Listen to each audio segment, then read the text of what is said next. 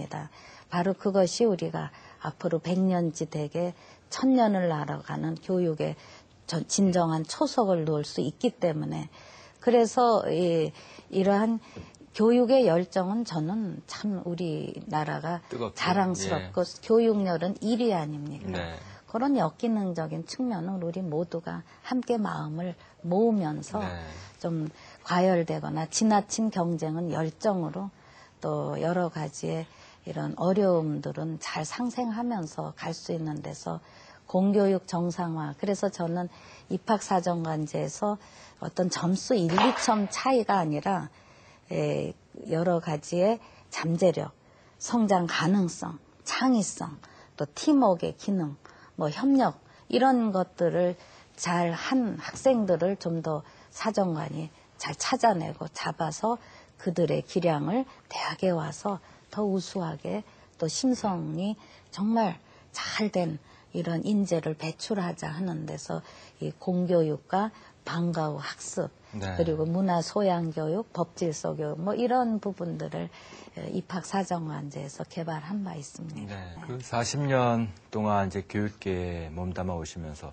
갖고 계신 교육 철학으로 이른바 주전자 정신이라는 게 있는데 어떤 내용인지요? 네.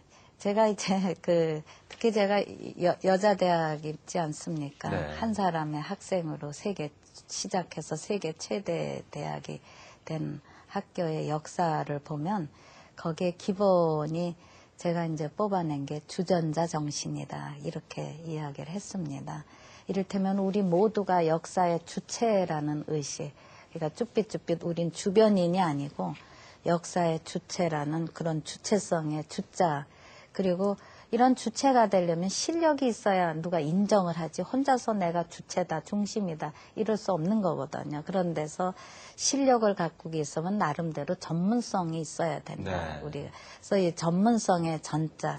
그리고 그러다 보면 좀 자신감 있게 당당하게 사회에 나갈 수 있는데, 그래서 자신감의 자자인데, 이 자신감은 좀 뭔가 오만한 자신감보다는 좀 겸손함, 익은 별수록 고개를 숙인다고, 겸손한 리더십, 이런 높아질수록 낮은 것도 헤아리고, 이러한 강할수록 약한 것도 헤아릴 줄 아는 겸손한 포용적인 자신감에서, 저는 주전자에는 물이 담겨져야 주전자의 기능이 있는데, 그 물은 좀 단물이 있어야 되는데, 좀 나눔에, 그러니까 목마른 자에게 좀 나눠줄 수 있는 나눔과 섬김의 물, 또 사랑과 헌신의 물, 이러면서 또 그걸 자기만 범하시지 말고 다음 시대를 위해서 부어내려주는 그런 흐름, 이런 부분들을 제가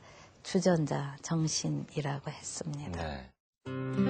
You have never been in love until you've seen the sunlight throw over smashed human bone.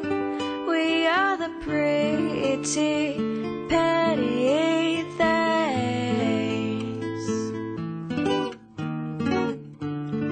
and you're standing on our. 사실 우리나라 대학 교육의 문제점 누구보다 잘 알고 계시겠죠. 자, 그렇다면 국가 브랜드의 이미지를 높이는 방향으로 우리나라 대학의 교육이 바뀌어져야 한다면 가장 먼저 무엇부터 바뀌어져야 할까요?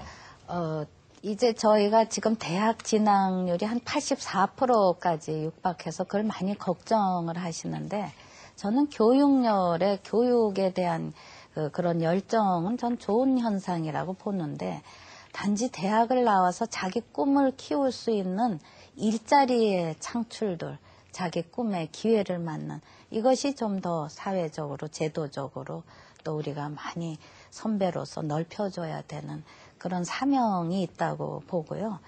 또 우리가 이제 이 교육에서 또 하나 이제 이 고려해야 될 이제 브랜드 가치는, 이제 다 똑같은 교육을 할 필요는 없지 않습니까? 지역마다 대학의 설립에 대한 전제에 따라서 좀 특성화되는 브랜드를 만드셨으면 해서 제가 어저께도 그런 말씀을 드렸습니다.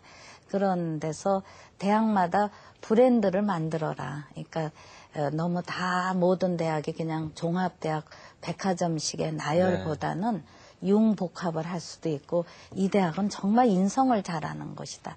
이 대학은 어떤 디자인을 잘하는 곳이다 하는 어떤 명품을 만드는 그런 브랜드가, 지금 이 브랜드는 국가 브랜드뿐 아니라 도시 브랜드, 개인 브랜드들이 함께 해야 되는 거거든요. 그럴 때 다 대학 경쟁력이 국가 경쟁력이라 할 때 그런 어떤 브랜드들을 특성화 전략에서 만드시면 좋겠다 하는 것과, 가장 기본적으로 학생들에게 대한 창의성, 이런 것을 많이 이렇게 기반을 우리가 놓아줘야 되는 창의성과 팀워크의 정신들.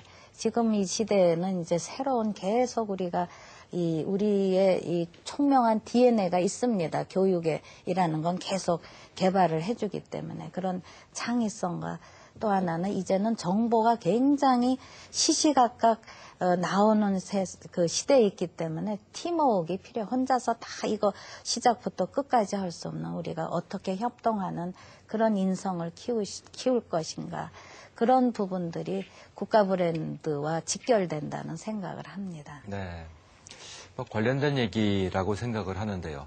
외국 대학에서도 한국에 대한 여러 가지 그 교육들이 이루어지고 있지 않습니까? 소위 그 한국학 붐이라고도 할 수 있을 것 같은데, 미국 그 SAT 대학을 들어가기 위한 시험에서 제2 선택 과목으로 우리나라 한국어가 일본어를 앞질렀다, 이런 보도도 있었거든요. 자, 그렇다면 하지만 외국 대학에서 우리나라 교육을 좀 제대로 하기 위한 국가의 노력이 또 필요할 것 같은데요. 어떻게 이루어져야 한다고 보십니까? 아주 좋은 말씀입니다. 저도 이제 한국학을 하기 때문에 세계를 뛰어다니면서 뭐 이화의 브랜드도 소개하지만, 특히 우리 한국의 한국학의 전도사라 할 정도로 각 세계 유수대학의 한국학센터를 설치하는 것을 권유하고, 또 그렇게 한 대학들도 있습니다. 이를테면 사우스 플로리다 대학은 저에게 글로벌 리더십 상을 주면서 그 선물로 한국학센터를 설치했습니다. 그럴 때 저는 이러한 이 한국학에 대한 그런 부분에서 제가 아무래도 공부가 그 부분이니까 이미 95년부터 미국의 한국어를 정규 고등학교에서 가르치는 교사들이 참 많으십니다. 주로 뭐 한국인 교포들이지만 외국인도 계세요. 근데 그분들이 이제 미국에 있는 한국어 진흥재단을 통해서 저에게 요청한 것이, 언어만 가리키려니까 굉장히 무기가 딸린다는 거예요. 언어만 가리키면 감동이 없으니까 언어에다 한국의